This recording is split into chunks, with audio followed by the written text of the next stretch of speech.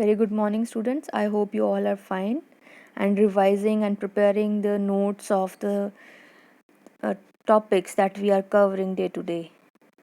So, again, I'm continuing the same topic, writing skills, session 5. Here we have covered the important points that we should focus on to improve our writing skill. One is your grammatical part should be strong, your vocabulary building, and your spelling rules. We have discussed phrases also in the previous lecture. Okay, now we'll be focusing on kinds of sentences. Now, there are three kinds of sentences. One is your simple sentence, second is your compound sentence, and third is your complex sentence. Let us discuss them one by one. Simple sentence actually is a combination of two main things. One is your subject, another is your predicate. So predicate, whatever of which we are talking about, will be your subject. Okay, and rest of the part will be known as your predicate. The doctor is your subject and sipped his tea is your predicate. Predicate comes with an essential or compulsory part that is known as verb. Okay, so verb will always be a part of your predicate. Fine. Next is your compound sentence. There are two independent clauses that are joined by conjunction. Okay, conjunction like but and. Okay, the conjunction is always preceded by a comma. You always keep it in mind. Two independent clauses will be combined with the help of a conjunction, and before that conjunction, there would be a comma. You can analyze yourself. I went to my friend's home. It's a complete clause, right? Complete sentence, and this one is also. So when you are combining these two independent clauses to make a compound sentence out of it, then you need a conjunction for it, and before conjunction we must have a comma.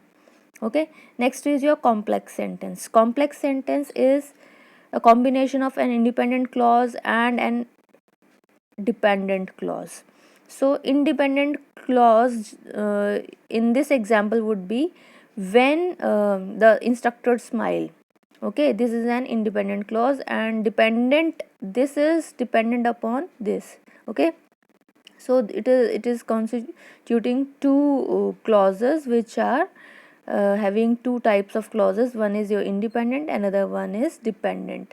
When he handed in his homework, the instructor smiled. Fine. Now the parts of sentence. I told you earlier there will be two parts of the sentence. One will be a subject, another will be your predicate. Okay, your sentence will always start with a capital letter and it will end with a punctuation mark like period, question mark, or exclamation point. Okay, so your subject will be your noun. Okay, name of any person, thing, means that is performing the action, will be your subject. It is not necessary that firstly subject will come then predicate will come. There can be example, you can take this example also. In that jungle lived a lion. So a lion is the subject and this whole part is your predicate. So it is not compulsory that subject should come first, then it should be followed by a predicate. Predicate may even come first and followed by a subject. Fine. Now predicate is the part that contains the action. Okay, and that performs the action will be your subject, that contains the action will be your predicate, or it may have description of the action. Okay, it may also have objects like in this example the doctor is the subject, your doctor is the subject, sipped is your verb. Matlab this whole part is sipped his tea is your predicate, and this is the verb and this is your object. Okay, next is noun. Actually he's taking an example here also, subject and predicate. Joseph is your subject, is playing football with his friends. See, in predicate part we can have two types of objects. One will be your direct object, another will be your indirect object. The direct object will be answered with the help of question like what Joseph was playing football. So this will be your direct object. Okay, and indirect object would be with whom he was playing football. So if whom is to be answered, then answer will be your friends, and this will be your indirect object, and football is your direct object. So there can be one object or more than one object. So if there is more than one object, then it will be your indirect object. Okay, direct will be there, but indirect is also there.